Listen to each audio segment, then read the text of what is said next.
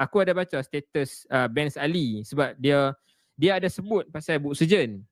Okay. Sebab dekat dalam status dia yang panjang tu tak adalah panjang sangat. Dia habaq dia kata Gua sendiri pernah dikritik dan bukunya telah dibaca oleh Adam Iman. Dia sebut Syed Ahmad Fathi, book surgeon dan Dr. Nur Huda dan entahlah siapa lagi, gua dah tak ingat. Adalah sedikit terasa tapi itu biasa. Kena dilatih jadi kebiasaan. Penulis kena tahan dan lali dengan kritikan. Pertahankan tulisan sendiri, ya benar, tak ada masalah. Tapi tak perlu melerak-lerak untuk memaksakan orang menerima argumentasi kita. Dia tahu tu. Okey, yang sebelum tu dia ada sebutlah, dia kata dia kata berhenti budaya rampas buku. Tapi bahas isi buku. Dia kata tak setuju bahas, bukan rampas. Bahas tulisan penulis, kritis pada tulisan penulis. Bukan asal penulis kesayangan menulis terus diterima. Itu dogma, dia kata, itu agama. Mungkin kita berbeza dengan Ben Sali lah dekat dalam hal yang kata kalau tak setuju bahas. Tak setuju bahas tu community buku boleh lah, Mat. Ya, kita boleh lah buat. Baca buku tu kita bahas. Boleh. Kita pernah bahas.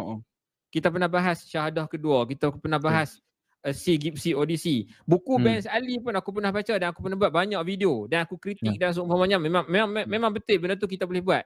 Cumanya sebagai penguatkuasa, takkan penguatkuasa hang satu punya orang hak ada kepentingan jawatan bos semua. Okey, jom kita bahas buku ni. Dia jadi macam satu sesi MLM ke apa, aku pun tak pasti. Ya dah, jom kita bahas. Dia pelik lah benda tu, kan? So macam aku setuju je dengan pengharaman buku.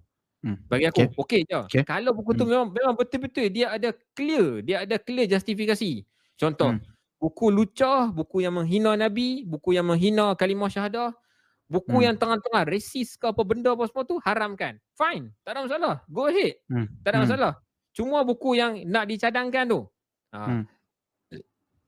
instead of kita berbahas lah apa segala benda tu, hang government, KDN ke, JAKIM ke apa semua, hang hire satu pihak mana-mana ke, book surgeon ke, book tube ke, apa segala benda, kan? Hang hire dulu, suruh baca, lepas tu tulis resensi buku secara at least detail dan menjelaskan keadaan. Kemudian kita boleh kill the curiosity. Pada masa yang sama kita boleh bagi tahu lah, okey, ni justifikasi kita. So KDN pun relax lah. Contoh JAKIM dah minta book surgeon ke, book tube ke untuk baca apa semua. Dan dah ada satu paper, dah ada clear dah dokumen tu apa semua. Dia boleh submit benda tu sebagai sokongan kepada KDN. So KDN ambil, KDN baca. So dia akan clear, this is why lah. So kalau orang tanya ke apa ke, ni yang ni justifikasi dia. Ini point dia, muka